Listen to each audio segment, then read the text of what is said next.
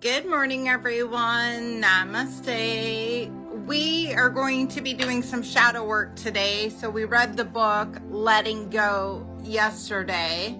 If you haven't seen that, you can scroll. Second video, or the last video I made. And this is going to be the workbook for the letting go, the pathway to surrender. It's a practical implementation guide. So it's kind of helping with the shadow work portion of it.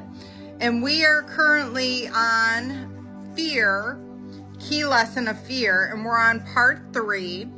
And it says, owning your shadow.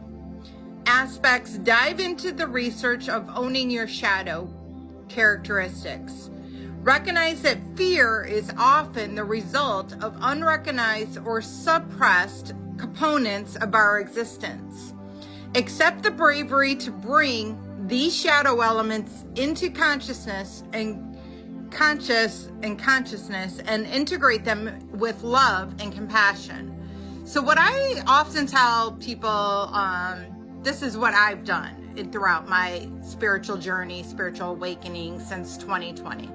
And I have degrees in psychology, and I went to counseling for my trauma for a very long time.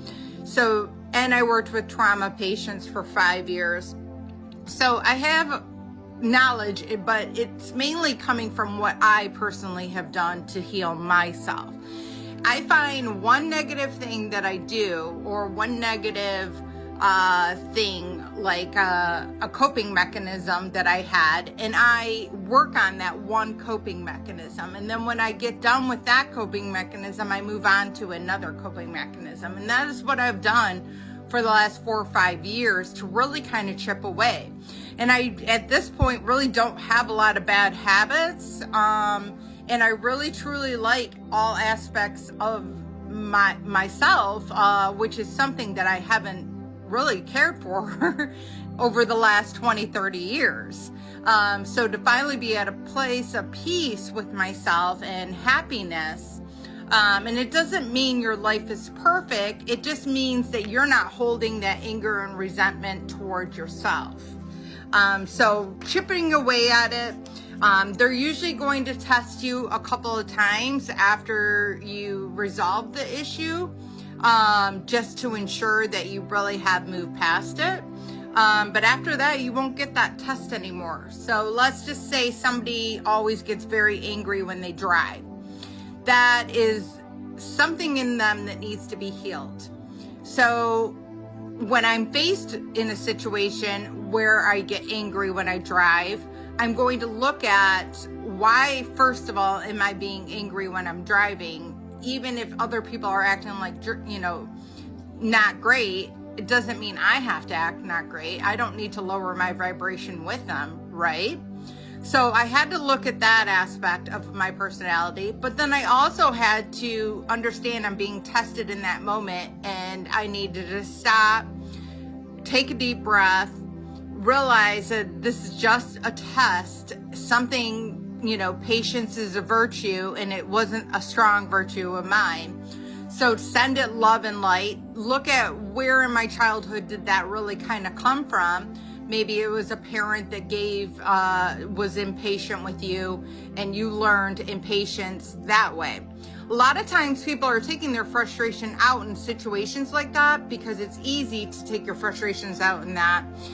To say, oh, well, they cut me off, so I'm able to act like a jerk, right? It validates you to some degree.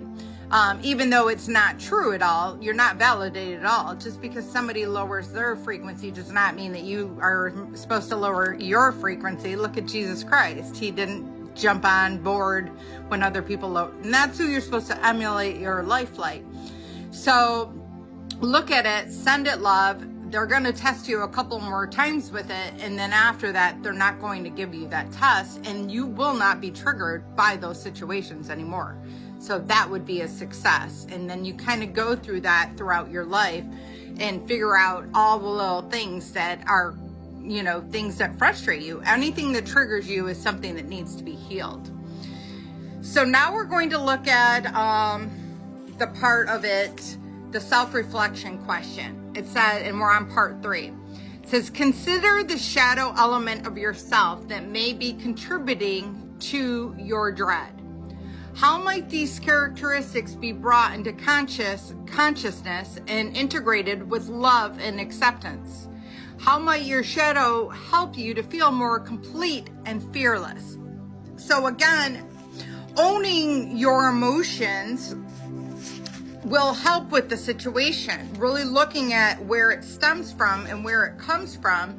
More than likely, something occurred to you in your childhood, why you're being triggered by it. Either it was a parent or whatever the situation may be.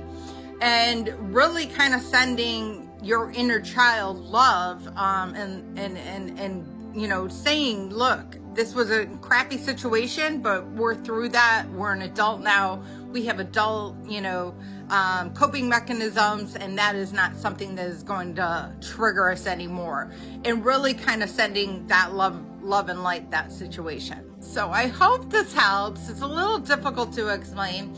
If you have any questions, please put them in the comments, but really try and chip away at it, and you will become the person that you really like and love and really enjoy being around. So I hope this helps, and namaste.